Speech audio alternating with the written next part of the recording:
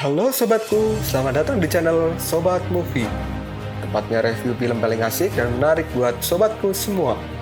Yang baru gabung, silakan klik tombol subscribe ya dan nyalakan loncengnya supaya kalian tidak ketinggalan film-film seru yang Mimin upload. Oke, gak usah berlama-lama lagi, langsung aja kita ke reviewnya. Gasken sob.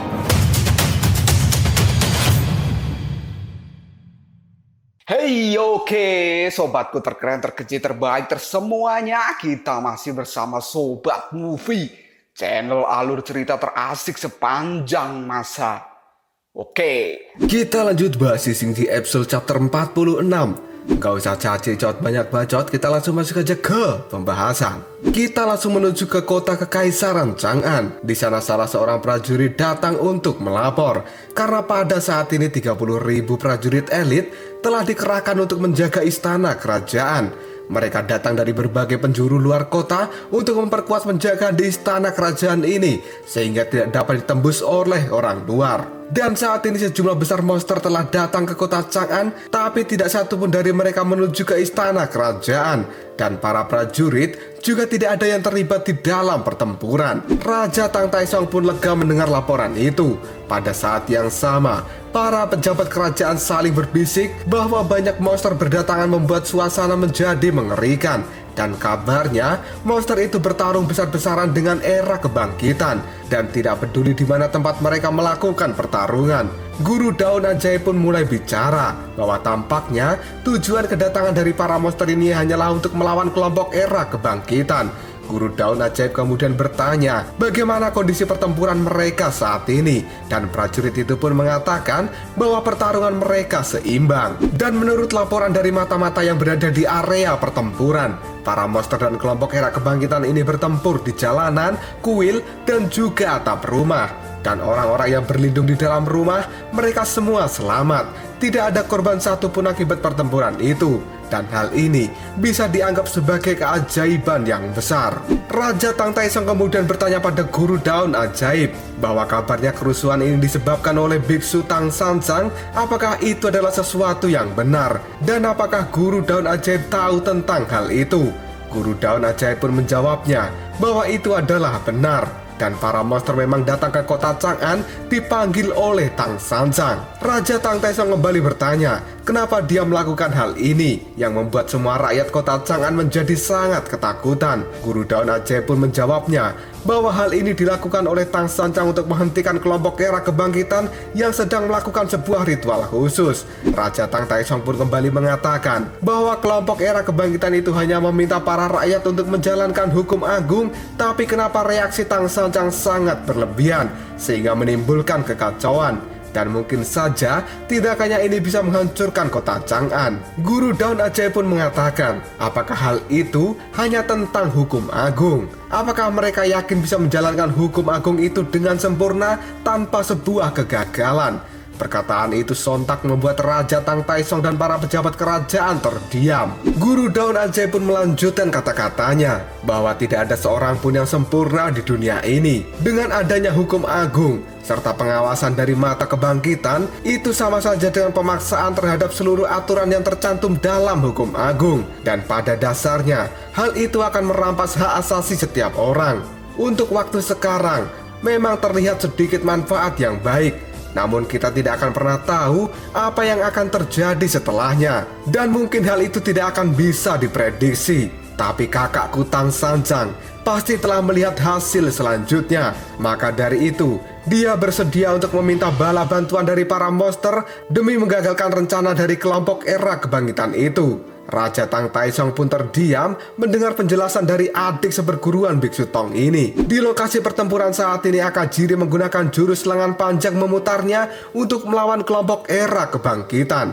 Dalam sekejap saja, lengan Akajiri menjadi sangat panjang dan meliuk-liuk menghantam pasukan era kebangkitan dan membuat mereka terjatuh. Kelompok era kebangkitan yang tidak bisa mengalahkan Akajiri pun saat ini mengatakan bahwa Raja Agung telah berjanji mereka semua akan mendapatkan kemuliaan di dalam hidup. Akajiri pun tidak mengerti dengan apa yang mereka katakan. Kelompok yang telah jatuh saat ini kembali bangkit dan berkata bahwa Raja Agung telah tiba. Dan mereka merasakan kekuatan hebat dari sang raja. Kelompok Era Kebangkitan ini juga mengatakan bahwa vitalitas mereka tidak terbatas dan tidak ada satupun dunia yang bisa menggoyahkan mereka. Ini merupakan sesuatu yang luar biasa. Para kelompok Era Kebangkitan ini benar-benar merasakan kekuatan yang tidak terbatas saat ini. Akajiri pun tersenyum dan mengatakan bahwa orang-orang gila ini terlihat cukup rumit. Akajiri kemudian bertanya, apakah mereka akan selalu bisa bangkit jika dibunuh berkali-kali? Gibbon yang sedang bertarung pun melirik ke arah Akajiri dan mengatakan bahwa orang-orang dari Era Kebangkitan itu memiliki kelebihan yang tidak bisa dinalar dengan logika. Jika Akajiri tidak mengetahui hal itu, maka dia akan kalah dan dirugikan dalam pertempuran ini. Sebuah tongkat emas kali ini memukul keras kelompok Era Kebangkitan, yang ternyata itu adalah Xiao Liu yang memiliki tongkat emas yang sama persis dengan milik Sun Wukong. Dan kini Xiao Liu sedang mengamuk. Dia merasakan aura yang sangat kuat telah tiba. Hal ini membuat kelompok Era Kebangkitan menjadi memiliki kepercayaan diri yang tinggi. Dan aura kuat ini benar-benar bisa membangkitkan semangat kelompok Era Kebangkitan. Xiao Liu merasakan bahwa kehadiran aura kuat ini berasal dari dalam dinding pelindung yang diciptakan oleh bayi yang sedang menangis itu. Sun Wukong pada saat ini terlihat sangat emosi. Dia kemudian menggunakan jurus 1000 bayangan kera dan mulai menyerbu. Sejumlah besar bayangan Sun Wukong pun menuju ke arah pemburu darah. Secara serentak, Sun Wukong melakukan pukulan ribuan tongkat emas. Namun hal itu tidak membuat pemburu darah takut sedikit pun. Dia dengan cepat mengayunkan pedang perak miliknya dan bisa menangkis semua pukulan tongkat emas milik Sun Wukong.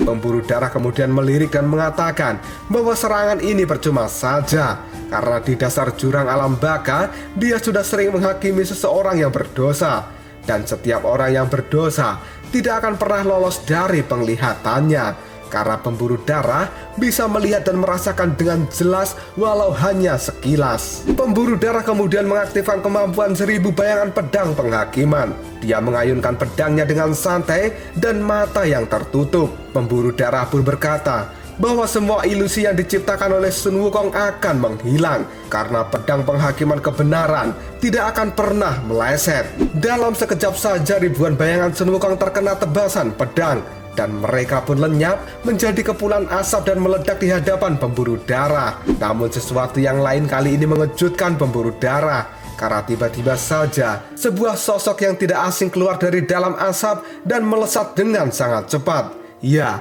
itu adalah Sun Wukong. Dia pun akan menyerang pemburu darah sambil berteriak bahwa penghakiman dari pemburu darah ini sangat mudah diterobos oleh Sun Wukong. Yang kali ini Sun Wukong akan membalas dengan serangan sundulan kepala kera. Dengan cepat dan keras kepala Sun Wukong pun menghantam kepala pemburu darah. Hal ini membuat hakim pemburu darah terpental jauh sampai menabrak bangunan rumah hingga hancur. Sun Wukong pun memegangi kepalanya karena benturan itu sangat menyakitkan.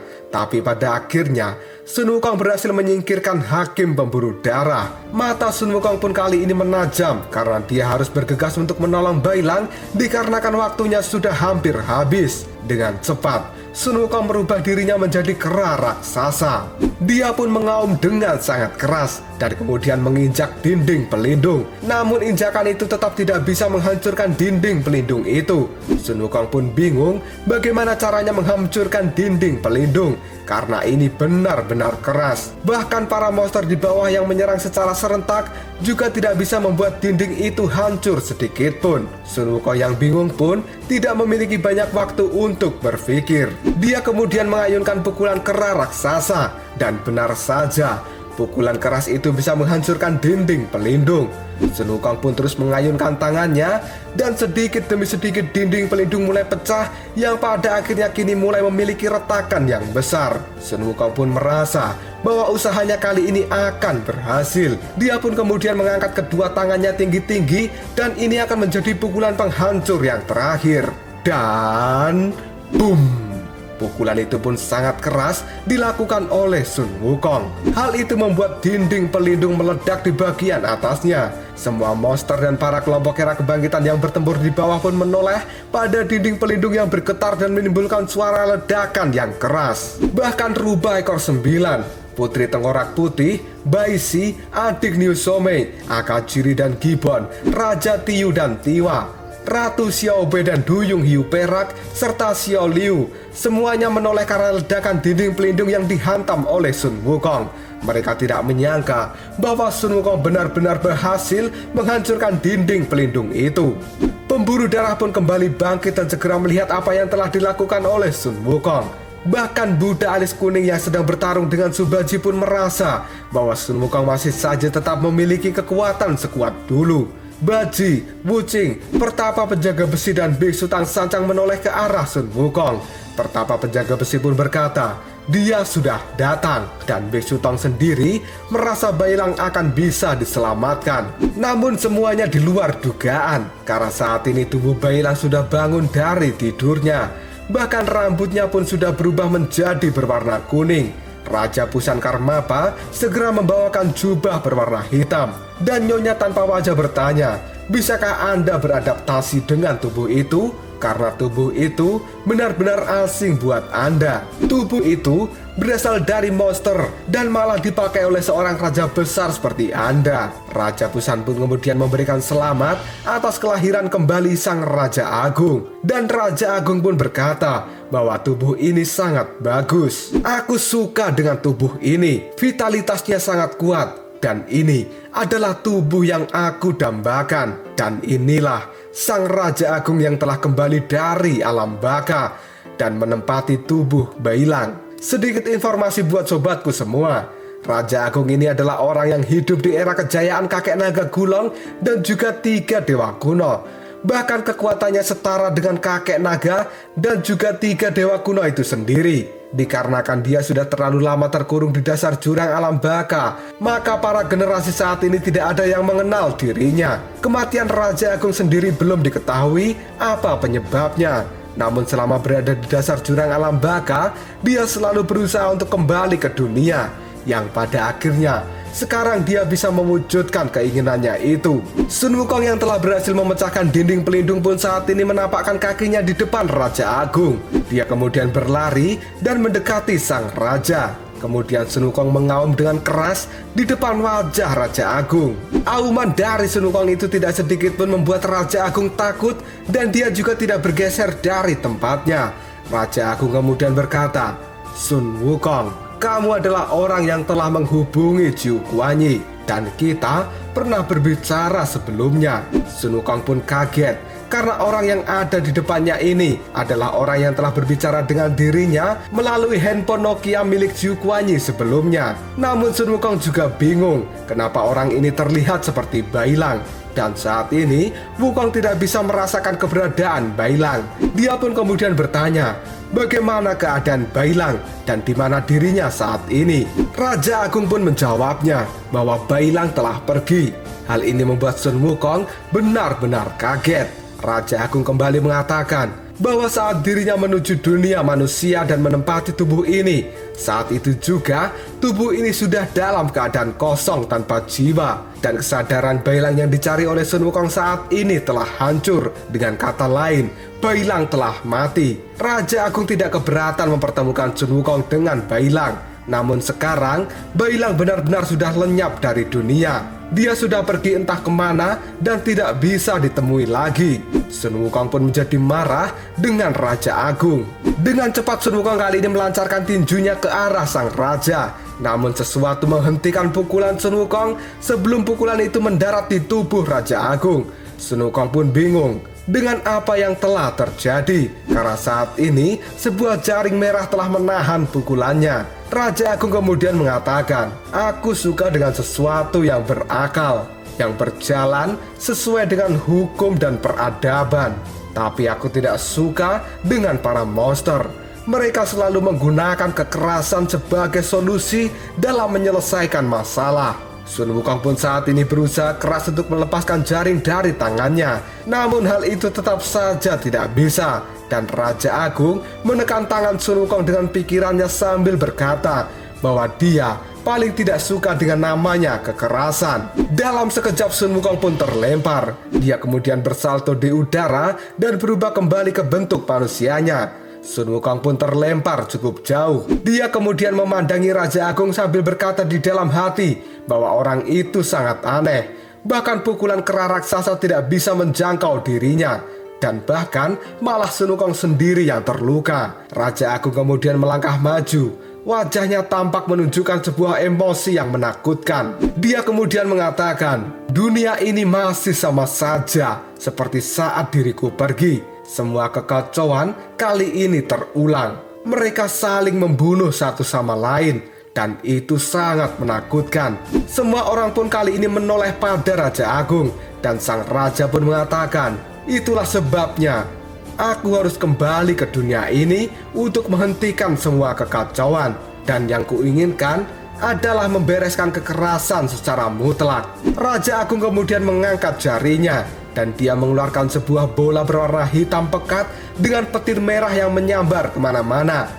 Dan kali ini kekuatan itu akan dipakai oleh Raja Agung untuk melenyapkan semua monster yang ada di hadapannya. Dan mereka semua akan mati kehabisan darah. Tidak lama kemudian sebuah cahaya hitam pun muncul dari dalam tanah. Sun Wukong pun bingung dengan apa yang telah terjadi, karena pada saat ini tubuhnya tidak dapat bergerak. Dia juga merasakan ada sesuatu yang menusuk-nusuk tubuhnya, namun Sun Wukong tidak bisa melihatnya, karena yang dia rasakan sekarang hanyalah berada di dalam ruangan yang gelap gulita. Aura yang menakutkan terus saja menusuk semua tubuh Sun Wukong, yang tiba-tiba saja seluruh tubuh Sun Wukong kali ini mengeluarkan darah. Sun Wukong pun berlutut dan tidak mampu berdiri, karena kekuatan ini benar-benar tidak mampu dia atasi. Darah pun terus keluar dari tubuh Sun Wukong. Dia tidak mampu melihat serangan itu karena wujud dari serangan itu sendiri terlalu cepat dan tersembunyi. Darah terus keluar dan mengalir dari mata, hidung, dan mulut Sun Wukong. Di istana kerajaan, Raja Tang Taisong dan para pejabat keluar untuk melihat apa yang telah terjadi, karena ini adalah kejadian yang luar biasa. Guru daun ajaib pun merasakan bahwa kekuatan besar ini muncul dari seseorang yang dipanggil dengan julukan Raja Agung, dan dia benar-benar muncul. Bahkan Raja Tang Taisong tidak menyangka kekuatan Raja Agung akan sebesar ini, karena pada saat ini banyak kekuatan hitam muncul dari dalam tanah dan menjulang tinggi ke udara. Kekuatan itu muncul di setiap sudut kota Chang'an, dan inilah kekuatan yang menggantikan para dewa. Raja Agung saat ini adalah dewa yang baru dan berkuasa. Maka dari itu, kerajaan dinasti Tang ini tidak bisa untuk tidak mematuhi perintah dari Raja Agung. Lalu apakah yang akan terjadi selanjutnya? Apakah Sun Wukong dan para monster yang lain akan mati oleh serangan dari Raja Agung? Jika kalian penasaran, tunggu aja jawabannya di next video. Koprol Sob. Tetap stay di channel Sobat Movie dan jangan lupa klik subscribe, like, dan share ke teman-temanmu agar channel ini dapat berkembang dan menghibur kalian semua. See you next tomorrow. Bye-bye.